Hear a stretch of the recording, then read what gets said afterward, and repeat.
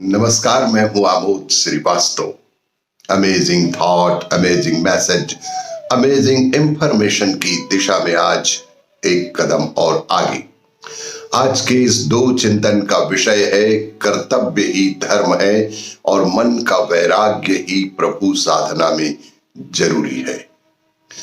आपको ये मेरा वीडियो अच्छा लगे तो लाइक करें, शेयर करें और लाल बटन दबाकर सब्सक्राइब अवश्य करें। साथ ही बेल आइकन दबाना बिल्कुल ना भूलें। आज के इस बैंकिंग परिदृश्य में एसएमएस, ईमेल या सोशल मीडिया प्लेटफॉर्म से प्राप्त कोई भी संदेहजनक लिंक पर क्लिक बिल्कुल ना करें। आरबीआई कहता है, जानकार बनिए, सतर्क रहिए। आज के इस चिंतन का विषय कर्तव्य ही धर्म है।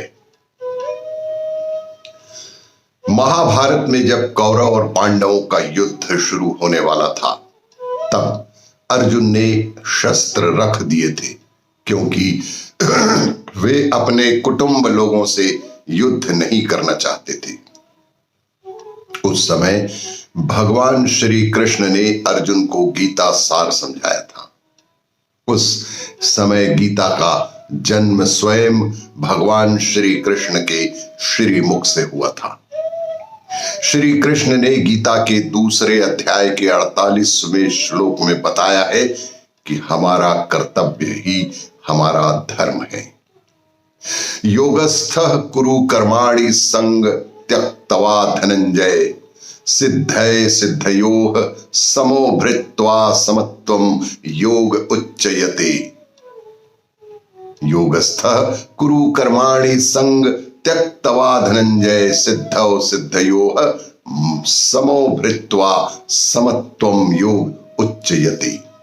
इस श्लोक में भगवान श्री कृष्ण कहते हैं कि हे धनंजय, कर्म न करने का विचार त्याग दो। यश अपयश के विषय में बिल्कुल ना सोचो। सिर्फ और सिर्फ अपना कर्म ही करो। समत्व यानी समभाव रख कर ही अपने हर स्थिति में अपना कर्तव्य समभाव होकर पूरा करना चाहिए। यही हमारा धर्म है। लोग धर्म को पूजा पाठ, कर्म कांड और तीर्थ मंदिरों तक ही समझते हैं, जबकि हमारा कर्तव्य ही हमारा धर्म है। इसीलिए लाभ हानि, यश अपयश का विचार छोड़कर सिर्फ और सिर्फ अपने धर्म पर, अपने कर्तव्य पर ध्यान लगाना चाहिए। इस बात का ध्यान रखेंगे तब ही मन को शांति मिल सकती है। जो किसी भी काम की शुरुआत में लाभ हानि या यश अपयश के बारे में सोचते हैं, उन्हें ना तो सफलता मिलती है और ना ही उनका मन कभी शांत हो पाता है। इसलिए सदैव ध्यान रखें कि कर्तव्य ही हमारा धर्म है। और आज के इस दूसरे चिंतन का विषय मन का वैराग्य प्रभु साधना में बेहद जरूरी है। भगवान महावीर स्वामी कहते हैं कि सन्यास के सही मायने समझ जाएं तो परम पिता से मिलना भी कठिन ना रहेगा। जैसे कमल अपने मूल से जुड़ा रहकर भी उससे अलिप्त रहता है, वैसे ही सन्यासी वे कहते हैं जैसे कमल शरद काल के निर्मल जल को भी नहीं छूता। बड़ी मजे की बात कही है, यह पुष्प गंदे जल को तो छूता ही नहीं, निर्मल जल को भी नहीं छूता, जिसको छूने में उसे कोई हर्ज भी ना होगा। शायद लाभ ही हो जाए, उसको भी वो नहीं छूता ही नहीं। लाभ हानि का सवाल ही नहीं है।